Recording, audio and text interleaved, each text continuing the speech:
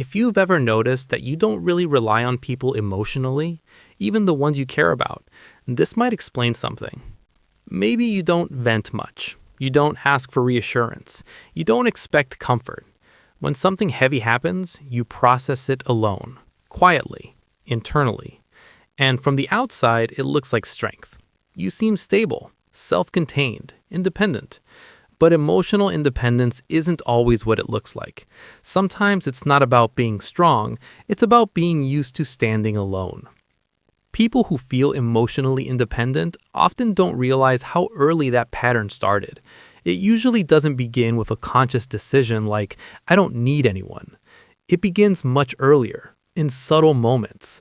Moments when expressing emotion didn't change anything. Moments when vulnerability felt awkward or ignored or too complicated. So the nervous system adapts. Instead of reaching outward, it turns inward. Instead of expecting support, it expects self-regulation. And over time, that adaptation becomes identity. I'm just independent. I don't like depending on people. I handle my own problems. It sounds confident, but sometimes it was built out of necessity. You might notice small behaviors. You hesitate before opening up, even with close friends. You downplay your struggles. You rarely say, I need help. When someone offers support, you instinctively say, it's okay, I've got it. Not because you don't appreciate them, but because depending on someone feels unfamiliar, maybe even unsafe. Emotional independence can be a quiet form of control. If you don't rely on anyone, you can't be disappointed.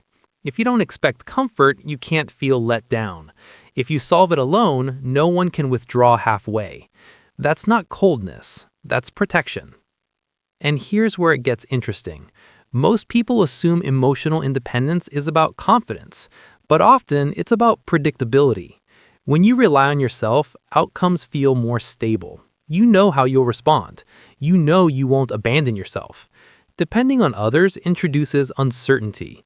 Will they understand? Will they stay consistent? Will they minimize what you're feeling? So the mind makes a quiet calculation. It's simpler to carry it alone.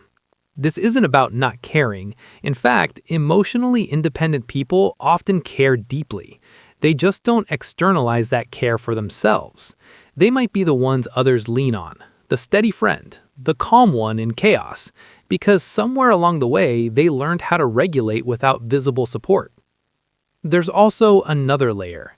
Emotional independence can shape relationships in subtle ways. You may choose partners who don't demand too much emotionally, or you might feel uncomfortable when someone tries to get very close. Not because you don't want connection, but because deep emotional dependency feels unfamiliar.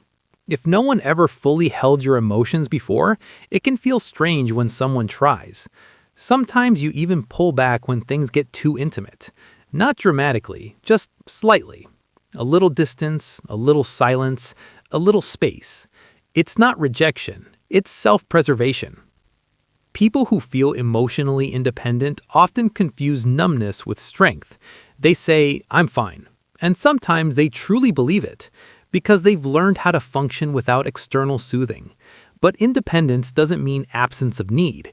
It means the need has been internalized, handled privately, silently processed, sometimes so deeply that even you forget it was ever there.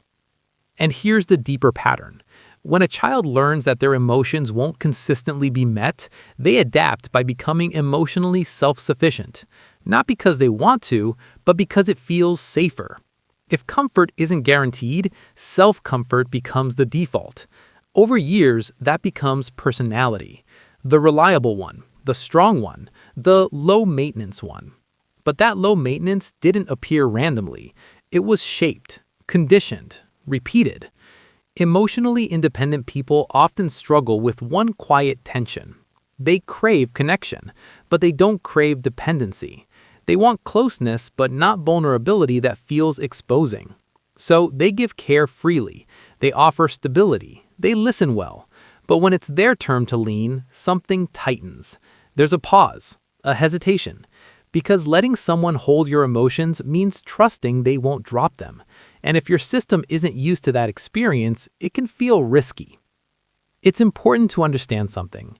Emotional independence isn't the flaw, it's an adaptation that worked. It helped you survive uncertainty. It helped you function without guarantees. It gave you control in environments where control felt limited. That's not weakness, that's intelligence. But awareness changes the meaning. Once you recognize that your independence might be protective, not purely preference, it shifts how you see yourself. You're not too distant, you're patterned. You're not incapable of closeness. You're cautious with reliance. And that makes sense. When you look at it this way, emotional independence isn't just about being strong alone. It's about how your nervous system learned to define safety. For some people, safety equals connection.